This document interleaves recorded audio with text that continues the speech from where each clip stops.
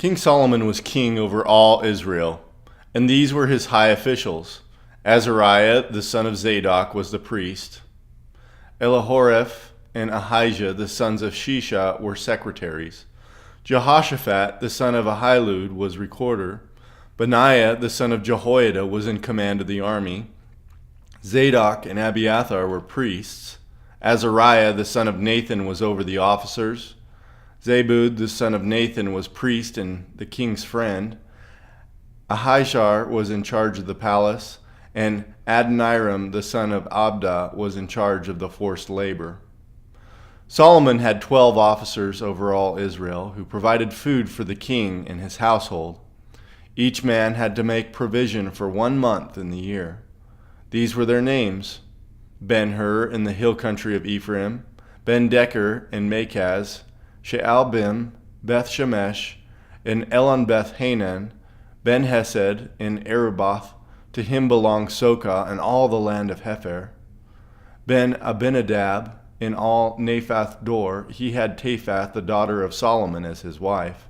Baana, the son of Ahilud, in Tanakh, Megiddo, and all Bet-Shean, that is beside Zarethan, below Jezreel, and from Bet-Shean to Abel-Meholah, as far as the other side of Jokmeam. Ben-Geber and Ramoth-Gilead. He had the villages of Jair and the son of Manasseh, which are in Gilead, and he had the region of Argob, which is in Bashan, 60 great cities with walls and bronze bars. Ahinadab, the son of Iddo, in Mahanaim. Ahamaz in Naphtali. He had taken Basemath, the daughter of Solomon, as his wife. Baana, the son of Hushai, in Asher and Bealoth. Jehoshaphat, the son of Paruah, in Issachar. Shimei, the son of Elah, in Benjamin. Geber, the son of Uri, in the land of Gilead, the country of Sihon, the king of the Amorites, and of Og, the king of Bashan. And there was one governor who was over the land. Judah and Israel were as many as the sand of the sea. They ate and drank and were happy. Solomon ruled over all the kingdoms from the Euphrates to the land of the Philistines and to the border of Egypt. They brought tribute and served Solomon all the days of his life. Solomon's provision for 1 day was 30 cors of fine flour and 60 cors of meal, 10 fat oxen, and 20 pasture-fed cattle, 100 sheep, besides deer, gazelles, roebucks, and fattened fowl. For he had dominion over all the region west of the Euphrates, from Tephash to Gaza, and all the kings west of the Euphrates. And he had peace on all sides around him. And Judah and all Israel lived in safety, from Dan even to Beersheba, every man under his vine and under his fig tree, all the days of Solomon. Solomon also had 40,000 stalls of horses for his chariots, and 12,000 horsemen. And those officers supplied provisions for King Solomon, and for all who came to King Solomon's table, each one in his month. They let nothing be lacking. Barley also and straw for the horses, and swift steeds they brought to the place where it was required, each according to his duty. And God gave Solomon wisdom and understanding beyond measure, and breadth of mind like the sand of the seashore, so that Solomon's wisdom surpassed the wisdom of all the people of the east and all the wisdom of Egypt. For he was wiser than all other men, wiser than Ethan the Ezrahite, and Haman, Calcol, Darda, and the sons of Mahal, and his fame was in all the surrounding nations. He also spoke 3,000 proverbs, and his songs were 1,005. He spoke of trees, from the cedar that is in Lebanon to the hyssop that grows out of the wall. He spoke also of beasts, and of birds, and of reptiles, and of fish. And people of all nations came to hear the wisdom of Solomon, and from all the kings of the earth who had heard of his wisdom. 1 Kings chapter 5. Now Hiram, king of Tyre, sent his servants to Solomon when he heard that they had anointed him king in the palace of his father, for Hiram always loved David. And Solomon sent word to Hiram, "You know that David my father could not build a house for the name of the Lord his God because of the warfare with which his enemies surrounded him, until the Lord put him under the soles of his feet. But now the Lord my God has given me rest on every side. There is neither adversary nor misfortune. And so I intend to build a house for the name of the Lord my God, as the Lord said to David my father, 'Your son, whom I will set on your throne in your place, shall build the house for my name. Now therefore command that cedars of Lebanon be cut for me, and my servants will join your servants, and I will pay you for your servants such wages as you set. For you know that there is no one among us who knows how to cut timber like the Sidonians." As soon as Hiram heard the words of Solomon, he rejoiced greatly and said, "Blessed be the Lord this day, who has given to David a wise son to be over this great people." And Hiram sent to Solomon, saying, "I have heard the message that you have sent to me. I am ready to do all that you desire in the matter of cedar and cypress timber. My servants shall bring it down to the sea from Lebanon, and I will make it into rafts to go by the sea to the place you direct, and I will have them broken up there, and you shall receive it, and you shall meet my wishes by providing food for my household." So Hiram supplied Solomon with all the timber of cedar and cypress that he desired, while Solomon gave Hiram 20,000 cores of wheat as food for his household, and 20,000 cores of beaten oil. Solomon gave this to Hiram year by year. And the Lord gave Solomon wisdom as he promised him, and there was peace between Hiram and Solomon, and the two of them made a treaty. King Solomon drafted forced labor out of all Israel, and the draft numbered 30,000 men. And he sent them to Lebanon, 10,000 a month in shifts. They would be a month in Lebanon and 2 months at home. Adoniram was in charge of the draft. Solomon also had 70,000 burden bearers and 80,000 stone cutters in the hill country. Besides Solomon's 3,300 chief officers who were over the work, who had charge of the people who had carried on the work.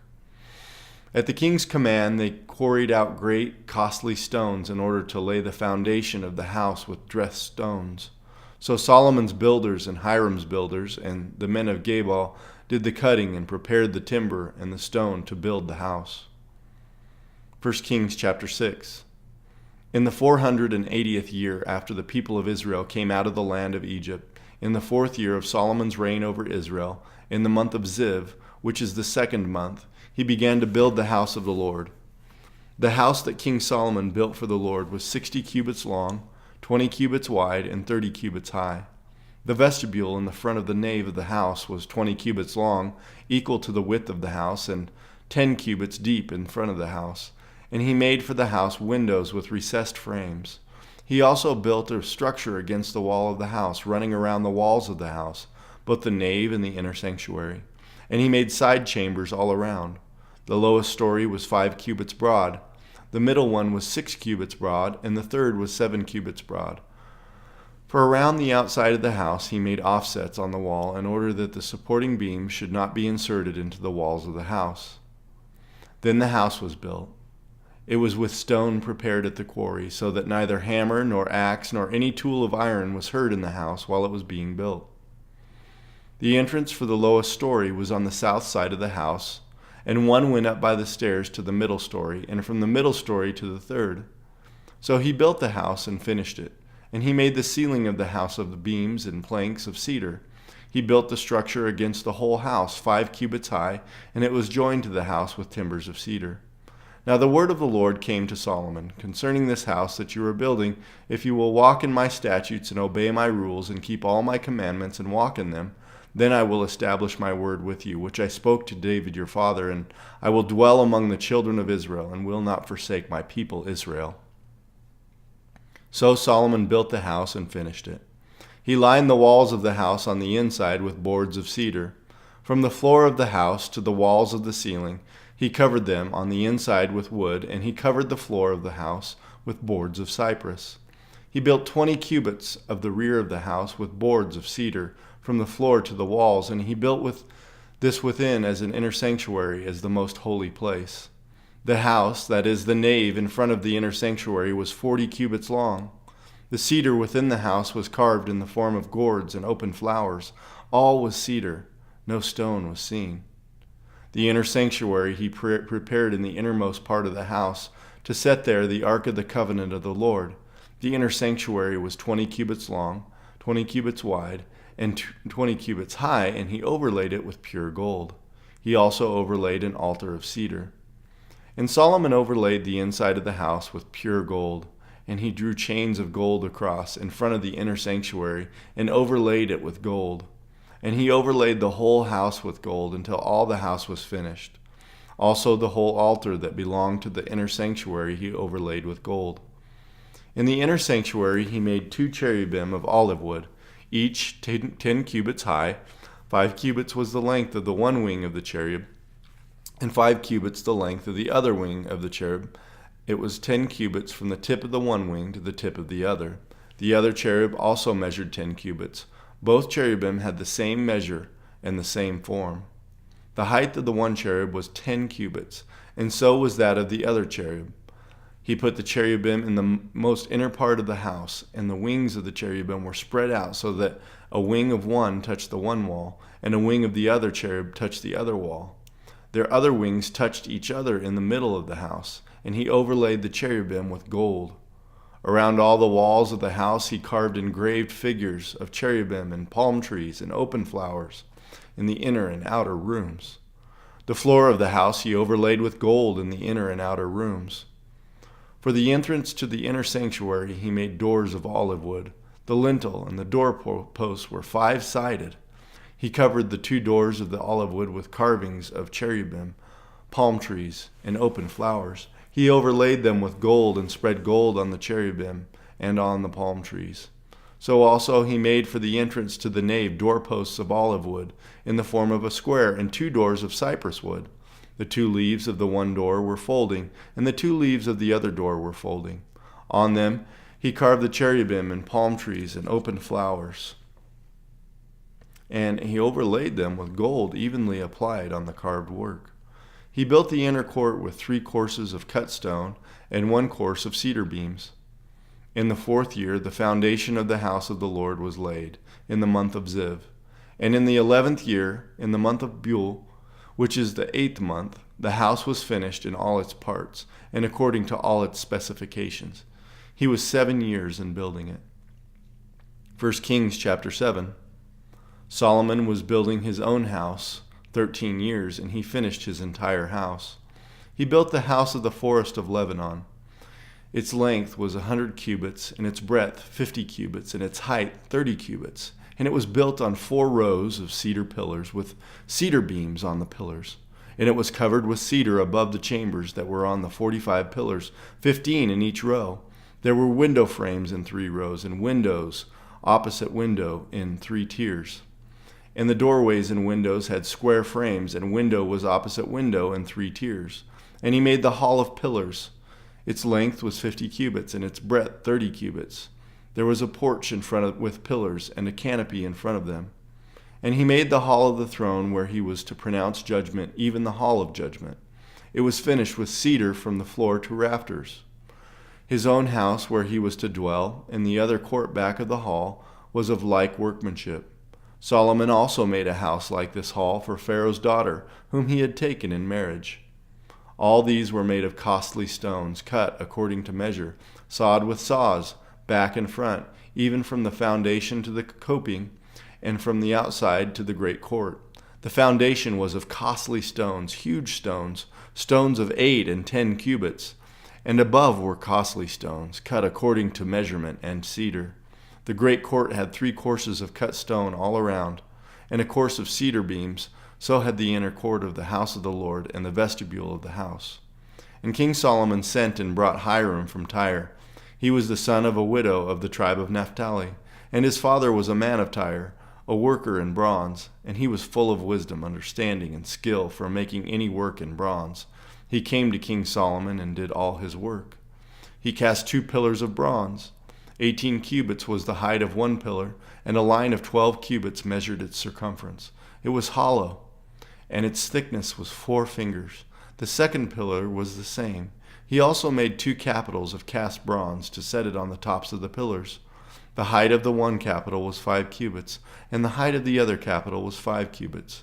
There were lattices of checker work with wreaths of chain work for the capitals on the tops of the pillars, a lattice for the one capital and a lattice for the other capital. Likewise, he made pomegranates in the 2 rows around the one lattice work to cover the capital that was on the top of the pillar, and he did the same with the other capital. Now the capitals that were on the tops of the pillars in the vestibule were of lily work. 4 cubits. The capitals were on the 2 pillars and also above the rounded projection, which was beside the lattice work. There were 200 pomegranates in 2 rows all around, and so with the other capital. He set up the pillars at the vestibule of the temple. He set up the pillar on the south side and called its name Jachin. And he set up the pillar on the north and called its name Boaz. And on the tops of the pillars was lily work. Thus the work of the pillars was finished. Then he made the sea of cast metal. It was round, 10 cubits from brim to brim, and 5 cubits high, and a line of 30 cubits measured its circumference. Under its brim were gourds for 10 cubits, compassing the sea all around. The gourds were in 2 rows, cast with it when it was cast. It stood on 12 oxen, 3 facing north, 3 facing east, or 3 facing west, 3 facing south, and 3 facing east. The sea was set on them, and all their rear parts were inward. Its thickness was a handbreadth, and its brim was made like the brim of a cup, like the flower of a lily. It held 2,000 baths.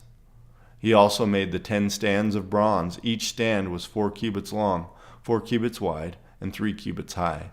This was the construction of the stands. They had panels, and the panels were set in the frames, and on the panels that were set in the frames were lions, oxen, and cherubim. On the frames, both above and below the lions and oxen, there were wreaths of beveled work. Moreover, each stand had 4 bronze wheels and axles of bronze, and at the 4 corners were supports for a basin. The supports were cast with wreaths at each side of each. Its opening was within a crown that projected upward 1 cubit. Its opening was round, as a pedestal is made, 1.5 cubits deep. And its opening there were carvings. And its panels were square, not round. And the 4 wheels were underneath the panels. The axles of the wheels were of 1 piece with the stands, and the height of a wheel was 1.5 cubits. The wheels were made like a chariot wheel. Their axles, their rims, their spokes, and their hubs were all cast. There were 4 supports at the 4 corners of each stand. The supports were of 1 piece with the stands. And on the top of the stand there was a round band 0.5 cubit high, and on the top of the stand its stays and its panels were of 1 piece with it. And on the surfaces of its stays and on its panels he carved cherubim, lions, and palm trees, according to the space of each, with wreaths all around. After this manner he made the 10 stands. All of them were cast alike, in the same measure and the same form. And he made 10 basins of bronze. Each basin held 40 baths. Each basin measured 4 cubits, and there was a basin for each of the 10 stands. And he set the stands, 5 on the south side of the house, and 5 on the north side of the house. And he set the sea at the southeast corner of the house. Hiram also made the pots, the shovels, and the basins. So Hiram finished all the work that he did for King Solomon on the house of the Lord, the 2 pillars, the 2 bowls of the capitals that were on the tops of the pillars, and the 2 lattice works to cover the 2 bowls of the capitals that were on the tops of the pillars, and the 400 pomegranates for the 2 lattice works, 2 rows of pomegranates for each lattice work to cover the 2 bowls of the capitals that were on the pillars, the 10 stands and the 10 basins on the stands, and the 1 sea, and the 12 oxen underneath the sea.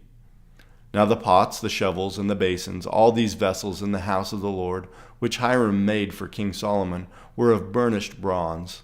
In the plain of the Jordan the king cast them in the clay ground between Succoth and Zerathon, and Solomon left all the vessels unweighed, because there were so many of them.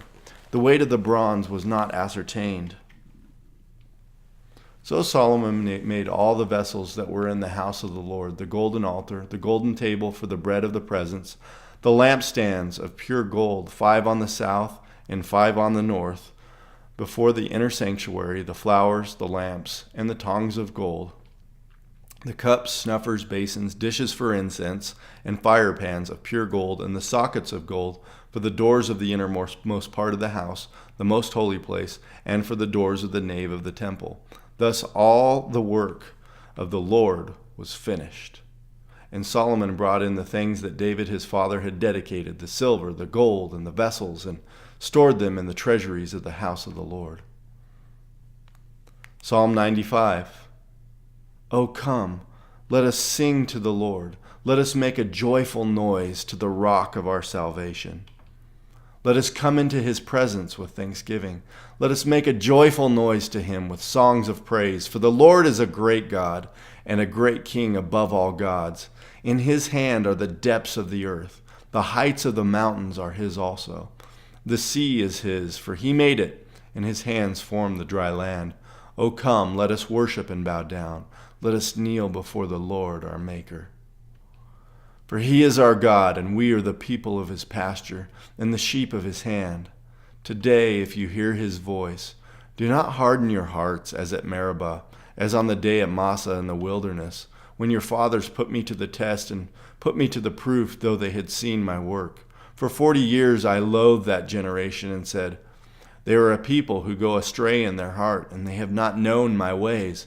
Therefore I swore in my wrath, they shall not enter my rest.